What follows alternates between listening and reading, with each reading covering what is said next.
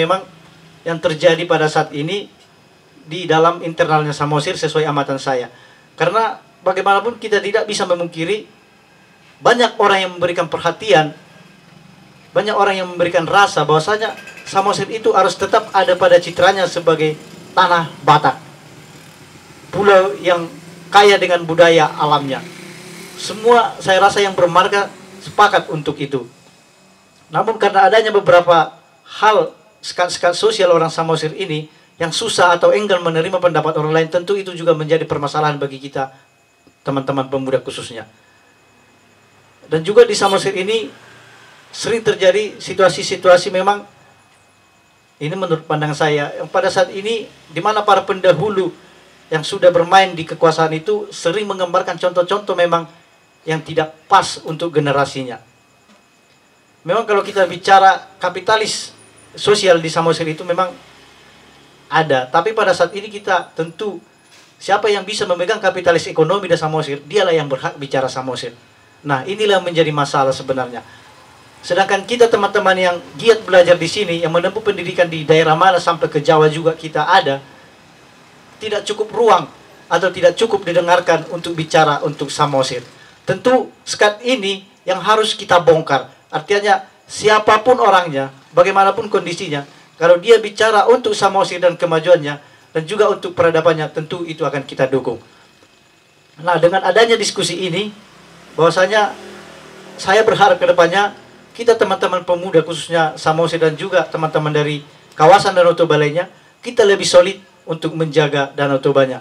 Karena Danau Toba juga tidak, Samosir juga tidak begitu berarti kalau tidak ada Danau Tobanya. Artinya 7 kabupaten yang menyentuh Danau Toba ini tentu juga perlu digandeng untuk kebaikan Samosir. Karena bagaimanapun inilah pintu gerbangnya orang masuk ke Samosir. Dari Simalungun, Tobasa, Muara, bahkan dari Kabupaten Dairi. Jadi tentu ini perlu kita pegang untuk, atau kita konsolidasikan bagaimana kita sama-sama merawat Danau Toba dan Samosirnya secara ekologisnya. Dan kita orang yang bermarga khususnya yang berdomisili di Samosir, tentu harus lebih paham lagi untuk giat mengkampanyekan bahwasanya Samosir harus kita dukung sebagai pariwisata internasional, namun dengan kebudayaan dan alamnya tanpa tercederai sedikit pun. Kalau memang pemahaman saya, Samosir harus ada di situ. Tentu hal inilah yang menjadi perjuangan kita. Karena kita melihat beberapa program pemerintah pusat bahkan mengadakan sebuah lembaga-lembaga besar seperti BPODT yang langsung dari SK Presiden untuk mengembangkan Danau Toba. Kita tidak tahu di mana perannya. Apakah kehadirannya mampu meningkatkan peran ekonomi secara signifikan atau mampu menciptakan beberapa destinasi yang begitu berdampak secara ekonomi. Kita juga tidak pernah melihat itu. Makanya kita pemuda di sini harus kritis dengan situasi-situasi itu dan harus bijak juga untuk mengambil peran di situ. Artinya jika pemerintah harus mempercayakan lembaga yang tidak pernah dari Danau Toba untuk membangun Danau Toba, saya rasa itu kefatalan. Nah, kita yang anak muda ini sebenarnya harus merebut atau harus mengambil kesempatan itu untuk membangun Danau Toba, karena kitalah yang paham bagaimana kultur dan tatanannya Danau Toba itu sendiri. Kalau dari saya sendiri harus seperti itu. Dan bagaimanapun kitalah yang paham bagaimana ekologi sosialnya Danau Toba. Tentu kita harus sudah lebih paham bagaimana menempatkan diri, bagaimana memposisikan hal-hal pembangunan, bagaimana menawarkan sebuah konsep-konsep ekonomi untuk Danau Toba sesuai dengan kultur yang berlaku. Kalau untuk Samosir khususnya, kalau kita bicara dengan sektor pariwisatanya, saya rasa Samosir itu memang memiliki beberapa destinasi. Namun keindahan itu juga kan tidak milik Samosir semata, itu disentuh juga dengan beberapa kabupaten tetangganya. Kira-kira begitu di artiannya. Tidak terlalu wow juga saya rasa kalau pariwisata internasional itu mampu mendobrak ekonomi secara daerah. Saya kurang sepakat di situ. Nanti teman-teman bisa untuk memberi pandangan soal itu. Karena kalau salah nanti dikoreksi, 78% atau kurang lebih segitu, mayoritas masyarakat yang hidup di Samosir itu adalah hidup dengan bertani, beternak, dan mungkin juga sekian persennya berdagang.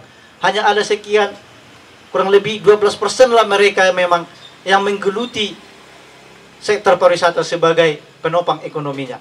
Nah, jika realisasi pemerintah dalam membangun pariwisata internasional itu mampu mendongkrak ekonomi daerah, siapa yang diuntungkan?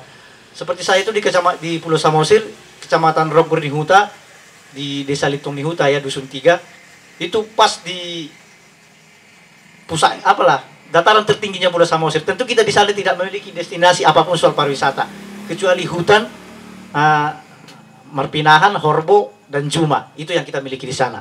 Jadi memang kita tidak pernah merasakan efek pembangunan pariwisata ini sebagai penopang ekonomi. Saya rasa juga seluruh kawasan Danau Toba itu yang hidup di garis pantai juga mereka tidak memiliki kesempatan yang sama, karena tidak semua garis pantai itu menjadi destinasi wisata. Hanya ada beberapa titik-titik tertentu. Nah, itulah yang menjadi sorotan bagi saya. Saat ini terjadi menjadi pariwisata internasional dengan segala infrastruktur, dengan segala programnya, dengan segala bentuk alokasi anggarannya. Apakah ini sudah menjawab keberadaan atau ekonomi Samosir khususnya dan juga kawasan Danau Toba sekitarnya? Itu nanti bisa teman-teman uraikan. Kalau saya mengatakan ini tidak. Karena saya tidak pernah sepakat kalau Samosir itu bicara pariwisata internasional dengan infrastrukturnya. Tapi cobalah Samosir itu lebih ke pariwisata dan kearifannya, supaya kita yang tidak hidup di pinggir Danau Toba dan juga saudara-saudara kita yang ada di pegunungan itu bisa menikmati itu semua dengan kearifannya. Artinya pemerintah juga harus mampu melahirkan sebuah hal yang pokok atau yang sangat mendasar soal ekonomi daerah, bagaimana kearifan, kekayaan daerah itu sendiri harus mampu dikelola oleh rakyat itu sendiri. Saya rasa dengan hal itulah supaya sinkronisasi ekonomi itu bisa berjalan. Di mana nanti sektor pariwisata kawasan Danau Toba dan destinasi lainnya itu dengan bentuk-bentuk mungkin restoran atau hotelnya atau bagaimananya dengan segala menunya itu, dan pemerintah harus bisa meyakinkan bahwasanya apa yang menjadi pokok dasar dari segala hal-hal pariwisata itu harus didatangkan dari daerah itu juga. Mungkin Samosir juga memiliki padi, untuk bahan pokok beras ada ternak sebagai daging, dan juga ada beberapa sayur-sayuran, dan juga ada kopinya di sana. Saya rasa itu cukup untuk menjadi sektor ekonomi yang bisa menghidupkan seluruh masyarakat Samosir dari semua kalangan. Nah, sejauh ini saya tidak pernah mendengarkan itu. Malah saya lebih mendengarkan ya pemerintah akan menetapkan ini sebagai ini, dan akan diagani dan mungkin akan dipegang oleh perusahaan-perusahaan ini, dan akan dikajikan dengan beberapa menu-menu luar daerah. Justru kan ini memang halus, tapi kan kita tidak menyadari loh, yang petani ini bagaimana gitu. Makanya saya selalu berpikir dan berharap kita bisa menuliskan lebih dalam bagaimana simbiosis mutualisme itu secara sosial dan sinkronisasi ekonomi itu bisa berputar bagus di Samosir. Dengan begitu saya rasa hal yang sangat fundamental terhadap kehidupan manusia, yaitu kehidupan dan pokok itu sudah terjawab, maka pembangunan itu akan bisa berjalan dengan baik. Kalau masyarakat Samosir dan Danau Toba itu dalam kondisi lapar, pemerintah selalu serakah dengan pembangunannya, membangun hotel, merebut tanah rakyat, membangun ini, merebut tanah ini, dengan keadaan masyarakat yang tidak jelas ekonominya, tentu ini akan menjadi sebuah perperangan sosial. Saya yakin di situ, kalau kita masih dalam keadaan lapar. Namun, kalau pemerintah sudah mampu mengatur, atau kita sudah bisa ikut serta dalam memberikan ide-ide kita untuk mengatur sistem kehidupan ini, di mana petani layak menjual hasil jualannya, di mana peternak bisa memasarkan hasil ternaknya, di mana pegiat wisata bisa menerima barang-barang mentah dari daerah itu sendiri, dan bisa dijalankan dengan baik. Saya rasa apa yang menjadi cita-cita kita untuk Samosir dan Danau Toba menjadi go internasional itu akan sepakat. Karena hal yang sangat utama sudah terjawab dulu. Nah, sejauh ini kita masih melihat beberapa hal itu belum terjawab. Masih sering terjadi ketimpangan-ketimpangan di antara pemilik pariwisata. Contohnya mungkin di beberapa garis pantai itu, kita bisa melihat ada masyarakat, mungkin beberapa rumah tangga yang tinggal di daerah kawasan itu, namun mereka tidak memiliki kesempatan untuk berperan dalam pembangunan pariwisata itu. Apakah mereka sebagai manajer, apakah mereka sebagai pengelola teknis, apakah mereka sebagai pemandu, saya belum pernah melihat itu secara signifikan, walaupun beberapa ada.